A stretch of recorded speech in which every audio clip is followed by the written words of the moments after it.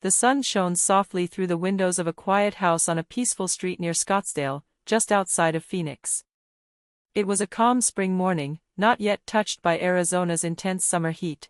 "Mom, I'm going to borrow some new dinosaur books from the library," called out Tommy, an excited 8-year-old boy with glasses and bright blue eyes. Rachel Wilson, his mother, was in the kitchen making lunch. She turned around and smiled warmly at her son. Tommy looked so much like his father, Michael. Every time she saw that smile, it made her heart ache a little. Michael had died in a car accident 7 years ago, and Rachel still missed him every day. But Tommy's joy and innocence had helped her stay strong. "Don't stop anywhere on your way back from the library," Rachel reminded him. "I won't." "But can I borrow 2 dinosaur books?" "Yes, but only if you promise to finish your homework first." Tommy nodded seriously, like a little grown-up. Rachel knew that his father would be proud of the kind and careful boy he was becoming. On the kitchen counter sat Tommy's small dinosaur figures. His favorite was a Tyrannosaurus Rex, Michael's last Christmas gift to him. It meant the world to Tommy, and Rachel made sure it always stayed safe. In the living room, a photo of Rachel's mother, Martha, hung on the wall. Martha was wearing her old nurse's uniform in the picture, looking proud and strong. Next to it was her sister Catherine's accountant certificate. Their mother used to boast about Catherine's career, but things had changed. Catherine had come back to live with them recently, 7 months pregnant and divorced again. This time, she was pregnant by another man, one who wasn't even in the picture. She wore expensive clothes and makeup every day, as if her problems didn't exist. "Rachel, you're always working. We could help more with Tommy, you know, as a family," Martha had said during breakfast that morning, frowning.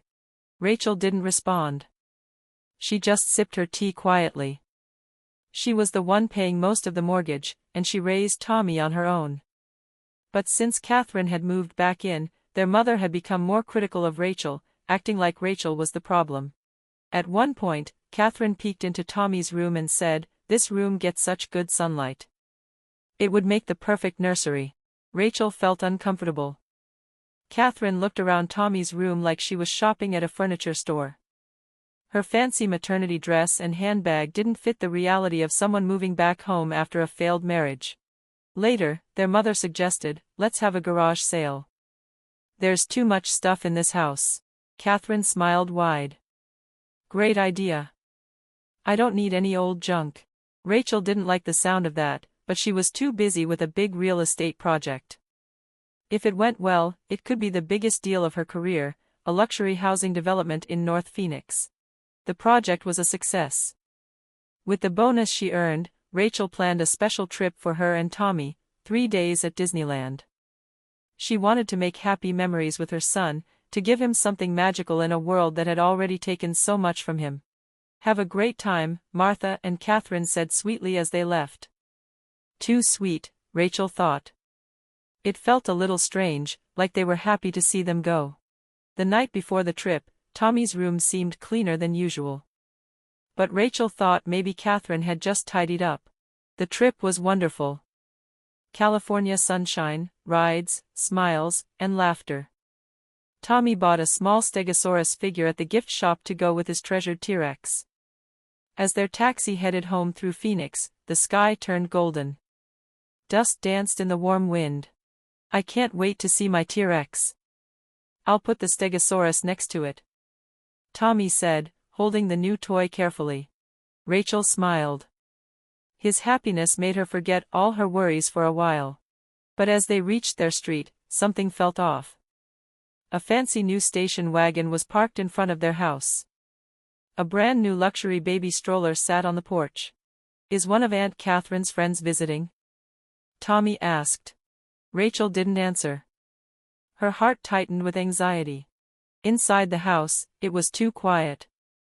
No TV, no footsteps, no voices. Just silence. "Mom, it smells weird," Tommy said. It wasn't the usual homey smell. There was a strange mix of paint and baby powder in the air. Rachel's anxiety grew as they climbed the stairs. "I want to go to my room. I want to see my dinosaur," Tommy said, tugging her hand.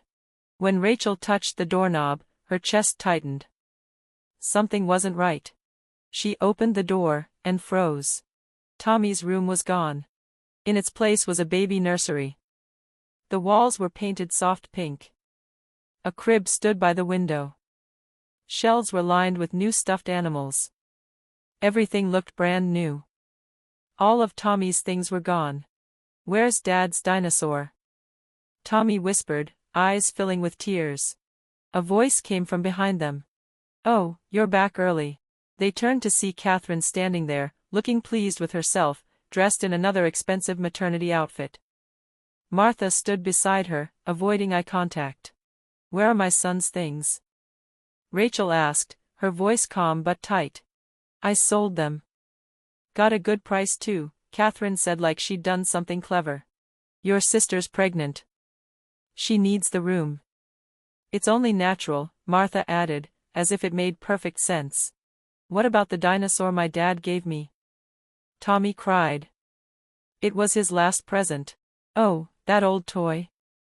I sold it too." "It didn't match the nursery," Catherine said, laughing. Tommy began to shake, clinging tightly to Rachel. His body was trembling. "Here, Tommy," Catherine said, reaching for a teddy bear. "This one's way cuter." Rachel stepped in front of him, her voice cold.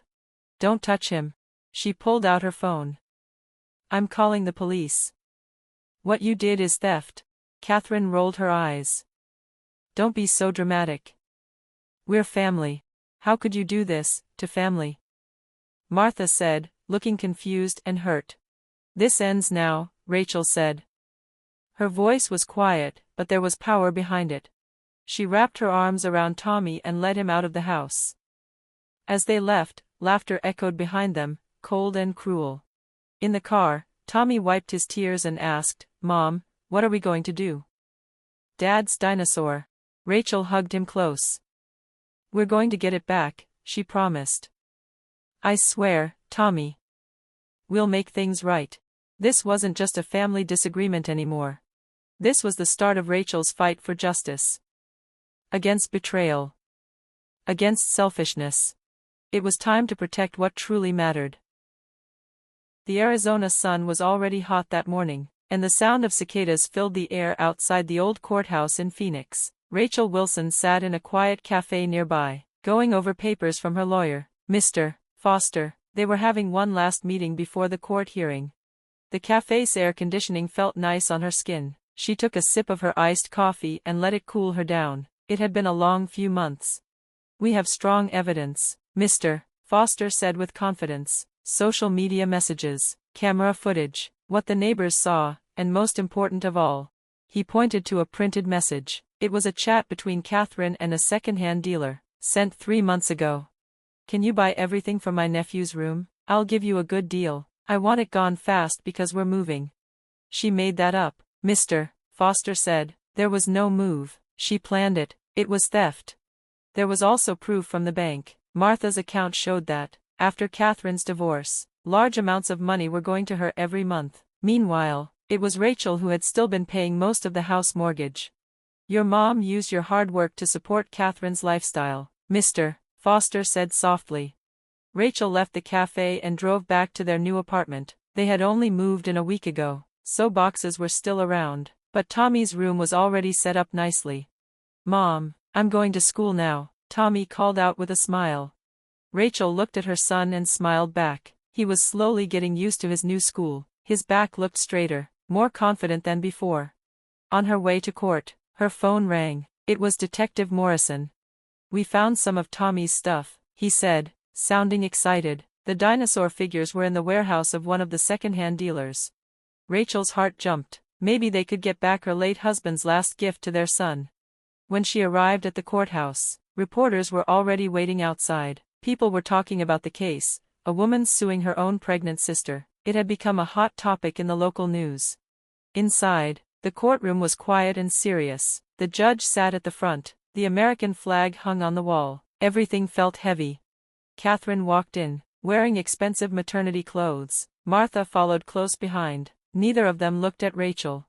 The evidence started showing on the screen, pictures from cameras, messages, Bank records. The lawyer explained that Catherine had planned this long before moving back into the house. She even sold the last gift a father gave to his son, the prosecutor said, his voice firm. Catherine's lawyer tried to say it was stress from the pregnancy, but the judge and jury didn't seem convinced. Then came a moment that made Rachel's heart ache. "We call Tommy Wilson to the stand." Tommy sat in the small witness chair. He looked so small, but his voice was steady. "The dinosaur from my dad. It was special," he said quietly. "It was my treasure." The room went still.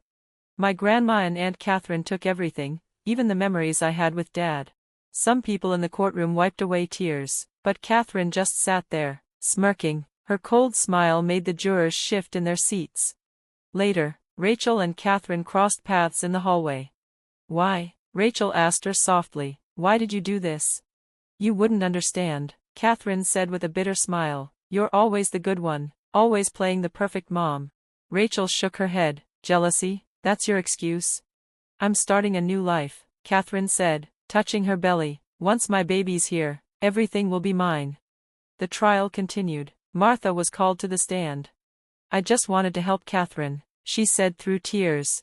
"But you knew you were selling your grandson's things, didn't you?" the prosecutor asked. Martha had no answer. Finally, Detective Morrison came forward with one last piece of evidence. The items were sold to multiple shops. Altogether, they made $2,345. The judge called for a break while the jury made their decision. Rachel sat quietly, holding Tommy's hand. 2 hours later, the verdict was ready. The jury finds in favor of Rachel Wilson. The defendant must pay $30,000 in damages and stay away from Rachel and her son. Rachel stood slowly. She turned to look at Catherine and Martha. "This is the end," she said quietly. As they left the courthouse, Detective Morrison walked over. "Mrs. Wilson, good news, we'll be returning Tommy's dinosaur figures tomorrow." Tommy's eyes lit up with happiness. Rachel hugged him tightly. The sky over Phoenix that day was bright and clear. 6 months passed. Morning light came through the windows of their new apartment. It was smaller than their old house, but it felt like home now. "Mom, look, I finished the dinosaur room," Tommy called from upstairs. Rachel walked into his room. The dinosaur figures were neatly arranged on a shelf, with the T-Rex, the one from his dad, right in the center.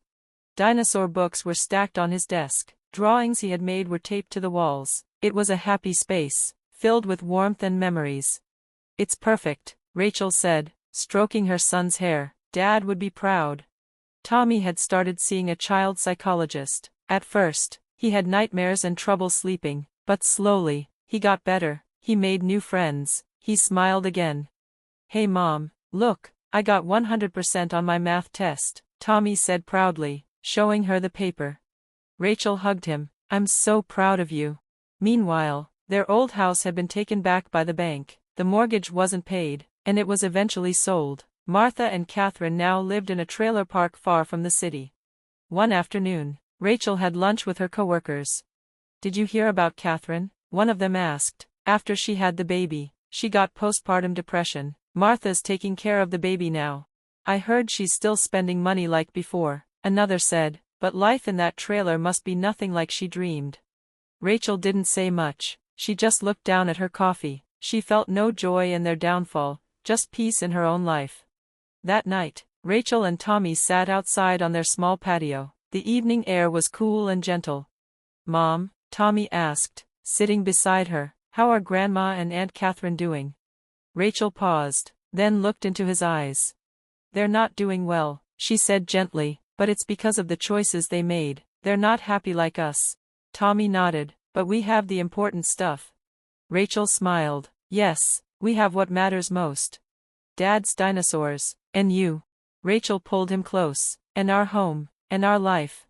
Upstairs, the dinosaurs stood silently on their shelves, watching over the room. They weren't just toys, they were memories. They were proof of love, of family, and of a mother's strength. Outside, the Phoenix night sky sparkled with stars. In their little home, happiness had found a place to stay, strong and unshakable.